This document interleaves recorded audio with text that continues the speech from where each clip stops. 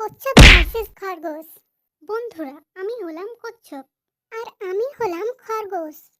যারা আমাকে ভালোবাসো তারা শুধু লাইক করো, আর যারা আমাকে ভালোবাসো তারা লাইক সাবস্ক্রাইব দুটোই করো।